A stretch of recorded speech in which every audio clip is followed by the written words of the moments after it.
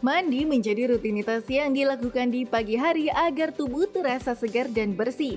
Tak hanya itu, ternyata mandi juga bisa menyehatkan tubuh kita loh. Baik mandi menggunakan air hangat ataupun dengan air dingin. Keduanya bisa memiliki manfaat berbeda.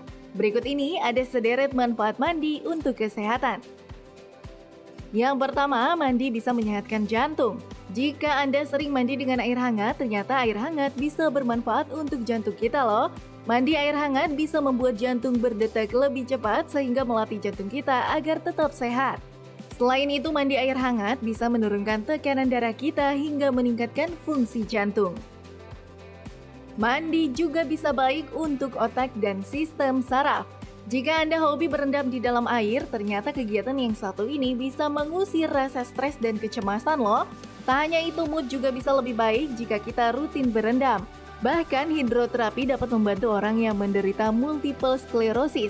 Bisa mengurangi rasa sakit dan tak nyaman pada tulang belakang karena suhu dan tekanan air ketika sedang berendam. Tak hanya itu, air juga bisa meringankan beberapa penyakit lainnya, salah satunya Parkinson. Terakhir, mandi bisa membantu melembabkan kulit kita.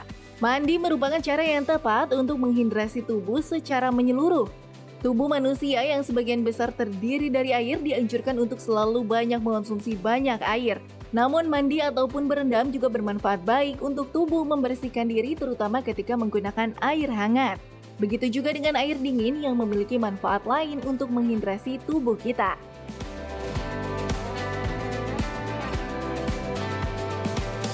Masih bersama kami di Hidup Sehat. Nah, ternyata itu mandi banyak manfaatnya tadi ya. Ya. Ternyata bisa juga bikin relaksasi, Ya. bagus buat jantung juga gitu.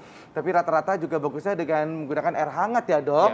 Coba seperti apa tuh, Dok? Kita masih membahas dengan tadi ada pertanyaan yang terkait dengan jika badan sehat, mandi pagi lebih sehat dengan menggunakan air dingin, Dok. Itu dibandingkan air hangat. Fakta atau mitos, Dok? Itu fakta ya. Oh, fakta. Fakta. Ya. Itu fakta, tapi hanya begini ya. Sebenarnya tidak bisa di head to head ya antara air dingin dengan air hangat ya. Karena sebenarnya untuk air dingin ini sendiri dia memiliki manfaat tersendiri. Kemudian air hangat juga punya manfaat tersendiri. Contohnya begini, kalau kita mandi dengan air dingin ya di pagi hari, manfaatnya apa? Kita menjadi lebih lebih fresh ya. Kemudian fresh dan juga sirkulasi darahnya menjadi lebih lancar ya.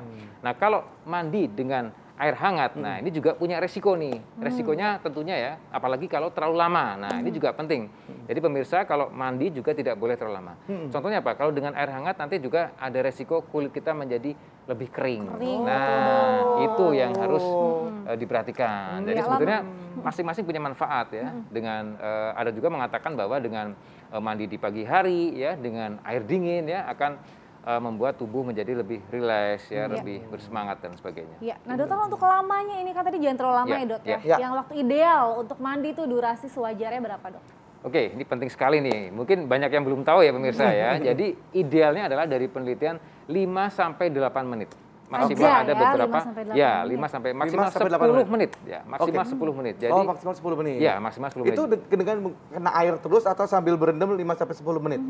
Itu untuk yang pakai shower ya. Yang pakai shower, itu 5 sampai 10 menit di showernya. 10 menit ya. Jadi include dengan itu juga sabun dan lain sebagainya. Betul. Gitu. Jadi untuk rangkaian mandinya itu 5 sampai 10 menit. Jadi tidak boleh terlalu lama. Nah, kenapa gitu? Karena tentunya saat kita mandi ya, kalau kita terlalu lama itu akan membuat kita kan punya kulit nih ya, kulit itu ada pertahanan alamiah, nah minyak dan lain sebagainya itu akan membuat menjadi kering dan bisa menjadi hilang, berkurang, menipis dan itu akan beresiko nantinya juga kulitnya kering ya, otomatis juga mudah iritasi ya, apalagi kalau misalnya punya penyakit kulit tertentu, misalnya resiko juga timbul eksim dan lain sebagainya, karena kita perlu tahu bahwa kulit ini juga adalah pertahanan tubuh. Betul. Iya, gitu. ini juga penting ya, dokter ya. Nah, sekali. dokter ini juga kalau misalnya dari segi manfaat, dokter ini perlu diketahui masyarakat. Nah, bagusan mandi pagi, mandi malam, atau mungkin mandi sore, ini yang mana yang lebih sehat, dokter?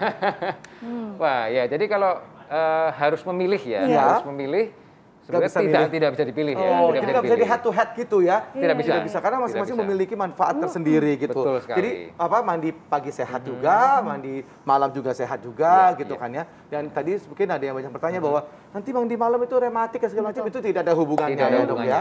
Boleh dijawab lagi tadi dok, mungkin dok kenapa itu bahwa tidak ada hubungannya dengan rematik itu, supaya lebih paham di masyarakat. Betul sekali. Dan tadi harus ditekankan juga ya, antara mandi pagi hari, mandi sore hari, mandi malam hari, tentunya juga dibedakan antara mandi dengan air dingin atau mandi dengan air hangat. Nah, karena itu juga ada dua versi ya, dua manfaat ya. Contoh misalnya gini, yang penting juga kalau kita malam hari nih suhu udara lagi dingin-dinginnya, terus kita mandi pakai air dingin. Nah, sebetulnya itu tidak dianjurkan ya, apalagi kondisi tubuh kita sedang tidak fit.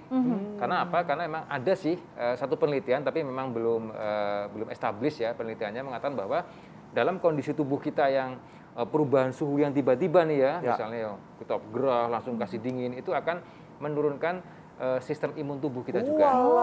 Tapi ini penelitiannya masih ongoing ya, jadi masih butuh penelitian lagi. Tapi ada salah satu atau beberapa penelitian yang mengatakan seperti itu. Gitu. Dan tadi dikatakan juga tentang rematik nih ya. Jadi sekali lagi bahwa mandi malam menyebabkan rematik itu mitos ya, itu tidak benar ya. Karena penyakit rematik atau autoimun ya, itu penyebabnya tentunya bukan karena dari mandi ya. Karena bisa juga karena faktor genetik, bisa juga karena faktor lingkungan ya, baik itu makanan, udara, paparan radiasi dan sebagainya, dan juga hormonal. Oke, baik dok. Aduh, jadi terang benderang ya, jadi jelas begitu kan. Terima kasih banyak Dokter Warhigit alias Dokter Yogi. Matur nuwun sangat. Habis ini langsung ke Semarang dok? Langsung. Luar biasa. Ikut dong. Oke, langsung. Ikut juga ya. Terima kasih banyak dok. Sukses selalu. Intinya mandi itu pemirsa masing-masing ada manfaatnya ya. Asal jangan sampai nggak mandi ya. Betul. Banyak alasan harus tetap mandi ya. Betul. Dan jangan lupa untuk nonton Hidup Sehat setiap hari Senin sampai dengan Jumat jam 9 pagi. Bersama saya Indra Bekti. Saya Dr. Sabrina. Indonesia Hidup Sehat. Dadah.